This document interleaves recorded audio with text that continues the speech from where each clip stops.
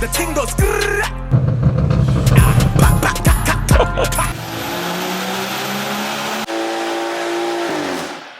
What's going on, guys? Welcome back to the channel. We've got another NVM daily for you guys today. Hope you enjoy it.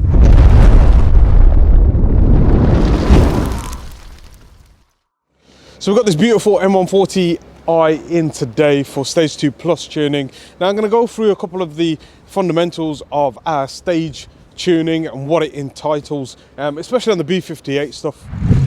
So if you guys are new to the channel, welcome to B58 Tuning. But if you are a good loyal fan of ours, you probably know we cover the B58 tuning many times on our channel, and we have done stage 2 plus tuning before. But I want to clarify a few things. When we talk stage 1, we're literally talking about ECU and gearbox tuning with no hardware modifications on 99 run fuel. And then when we talk about stage 2, we're talking about full bolt-on, so intake, turbo back exhaust and tuning. Now today, stage 2 plus means we are going to add a substitute for fueling, and that's what it is on this setup on the B58, and it does translate to majority of our tuning on the VAG cars and other BMW vehicles of different engine natures. But yeah, today this car's already NVM stage 2. I think it made 448 brake horsepower and about 600 newton meters of torque, limiting factor being the high pressure fuel pump, as we've covered before on our channel. I'll leave a few links up there for you guys to check them out. But today we will be covering the replacement high pressure fuel pump, which being a B58TU pump.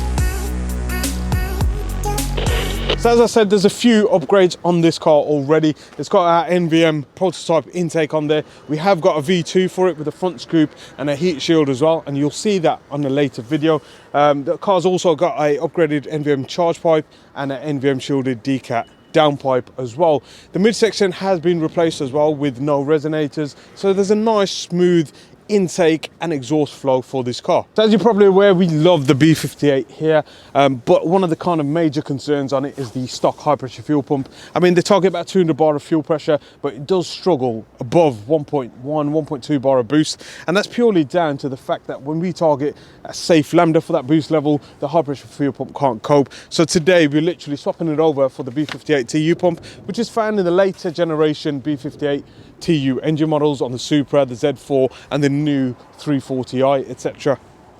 So the TU pump can produce enough fueling for about 500 brake horsepower and 99 on fuel. Obviously that changes based upon fuel quality and quantity, so ethanol quantity and kind of the actual octane number does change that variable a lot. High pressure fuel pump takes the fuel from the low pressure fuel pump at about 5 to 6 bar and converts it into about 200 bar of fuel pressure, and the TU pump allows us to take boost up to about 1.4, 1.5 bar on the stock turbocharger.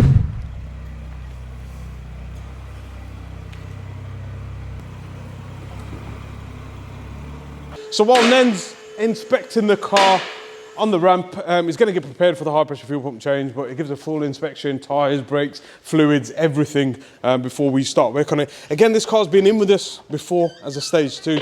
I'm solar powered, you know. It's lovely. Quick update on the G80. You've probably seen the last vlog. 1,000 newton meters. We're going MEF injection, ready in preparation for hybrid turbos.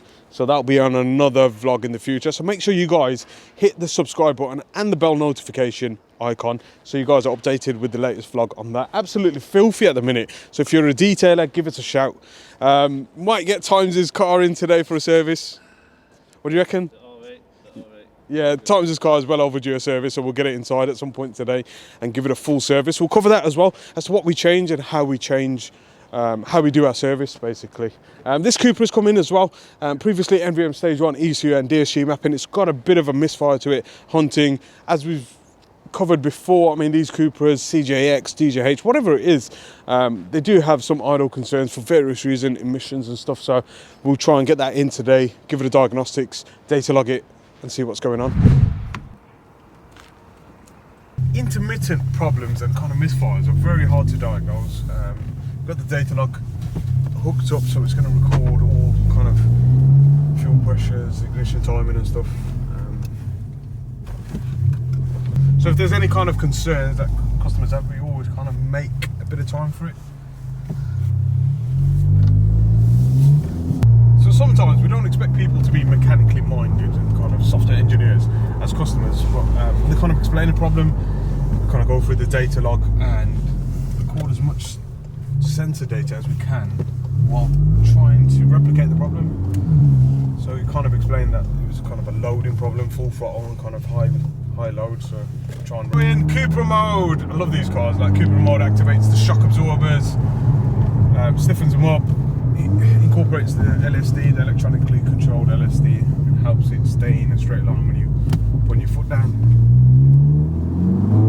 But yeah, I can kind of feel what's going on.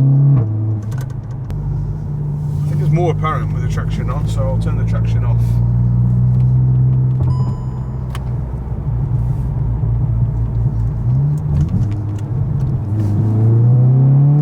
Yeah, with the traction off, obviously it allows the wheels to spin, so it's not loading up. But yeah, let's get some plugs in there, core packs, and take it for further testing. So we're waiting for parts for that. We'll take out the red beast. This is Times Media's personal car. Beast. Service. Smells a bit in here. Smells normal in here. Smells normal in here. Nice fragrances in here. Manual. Real driver you are, aren't you? Real driver. It's I don't think I've ever have I driven this? I don't know. Hopefully. What are we doing? Stage 10. Guys, leave a comment below if you want to see this Audi TT with a stage 3 turbocharger, meth injection and nitrous. What about this? Oh yeah, brand new merch. If you haven't seen our merch, I'll leave a link below. Brand new hoodies available, go check them out. They're in stock as well. But yeah, this is a designed by my 7-year-old daughter. Shout out to her. She's just designed brand new merch for us, so we'll get this produced and put it on the online shop too. So the guy behind the camera, Times Media's car, is in for a full service, then just giving a full diagnostics and check, top up of the fluids. But our service does include fuel filter, oil, pollen filter, air filter, etc. We use a 6.6 bar fuel filter, so it doesn't cause any restrictions when we do end up tuning it. Iridium, NGK Iridium spark plugs, and a charcoal cabin filter.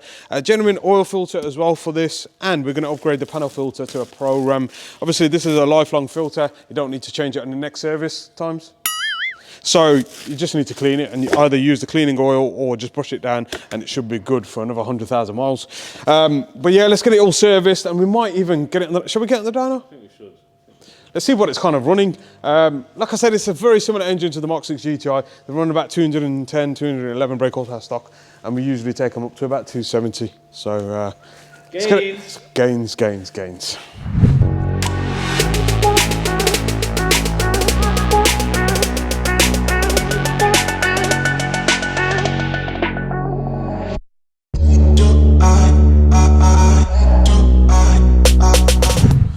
So that's the original fuel pump out. It's the HDP5 Evo fitted on the B58 stock, and that's the HDP6 or the B58TU pump. They do look very similar, but you can obviously tell the difference. We do have to rotate the actual connection plug so that it sits in the same line as the original, but it's about 25% larger in piston diameter, so that allows for about 25% more fuel per revolution of exhaust cam, because don't forget, these high pressure fuel pumps run off a cam lobe on the exhaust cam, so as you rev, it increases the amount of fuel flow and compression. So yeah, let's get this fitted on, get it on the dyno and start tuning.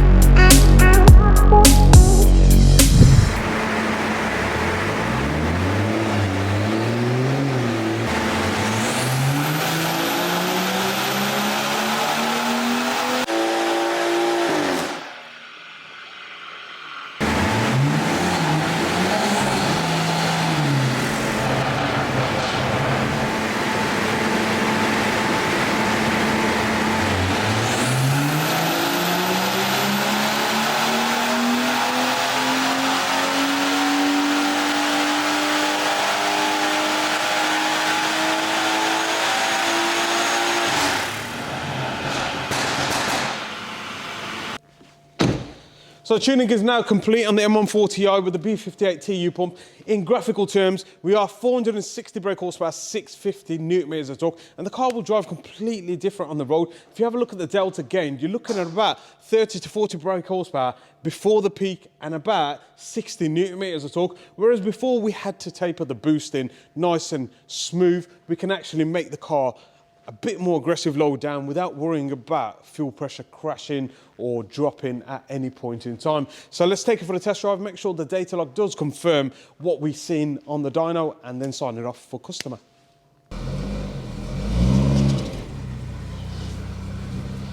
Okay, so we're data logging the M140 on the most iciest day ever.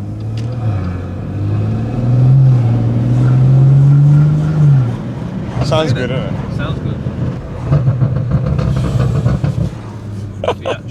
So we data log from 0 to 40 mile an hour, because that's all we can legally do.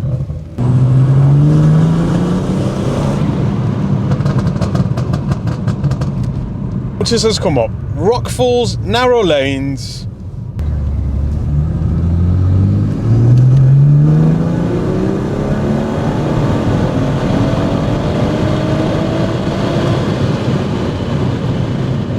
Takes a while to get to 40 miles an hour, doesn't it?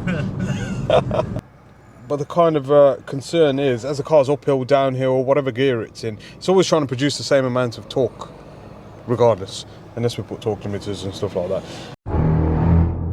And on that dyno, we can load it up so that it creates more of an uphill, so it almost stresses the car a bit more, so that we know